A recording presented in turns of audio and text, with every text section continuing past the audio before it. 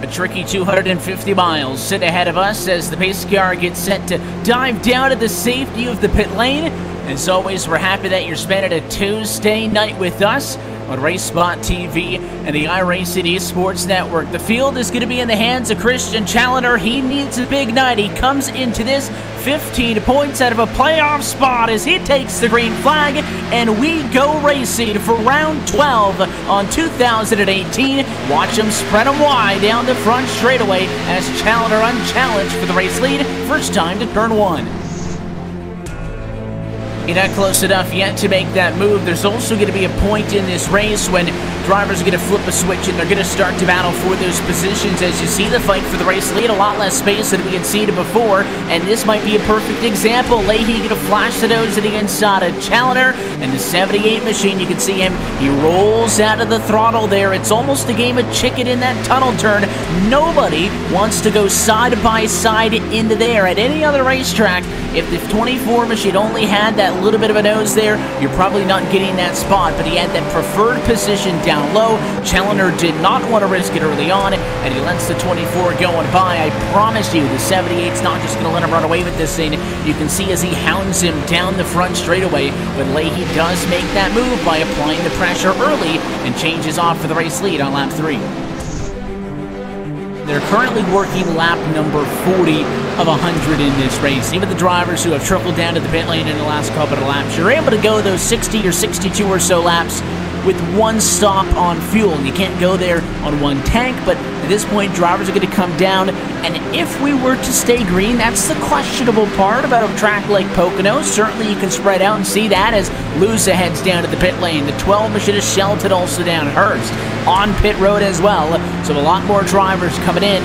But this sets these drivers up for one stop here at about lap 40 and one stop later on in the race, right at about lap 70, to be able to make it to the end of this race. Again, that's if we stay green. Nothing guarantees it, but certainly that's what you have to plan on as Keegan Leahy drives by on the front straightaway, continues to make up that ground now as he runs mid-pack.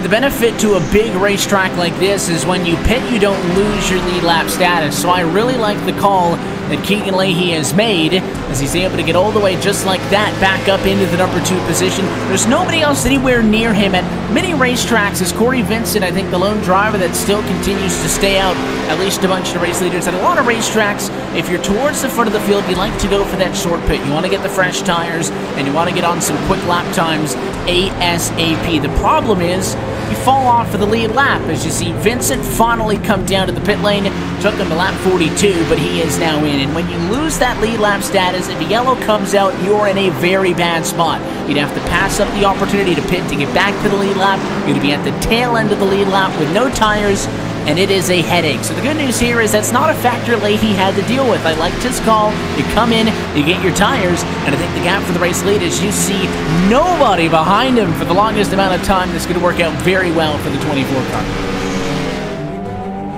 If the 6 machine were to be able to get up to Challenger, at that point he would just decide to come down and pit and just kind of make that his marker. But Keegan Leahy, race leader, in from the number 1 position at lap number 60. And you see Ray Alfalla rejoining the racetrack. He went for the short pit as well. But your race leader going to pit with 31 laps to go. And once again, he is one of the first cars in.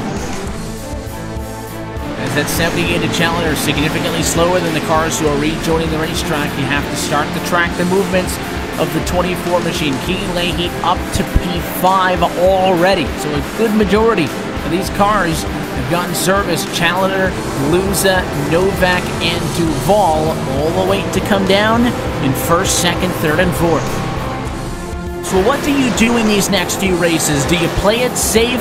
Do you just ride around? You experiment a little bit? But Keegan Leahy's decided that it's going to be business as usual.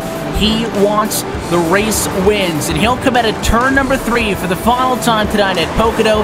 It'll close off at an 89-lap green flag run to the end, and it is going to be his 3rd race win on 2018, and a first since Kansas. Leahy wins from Pocono. 3rd on the season for him in the 2018 NASCAR Peak Antifreeze iRacing Series. A statement just weeks away from the start of the playoffs.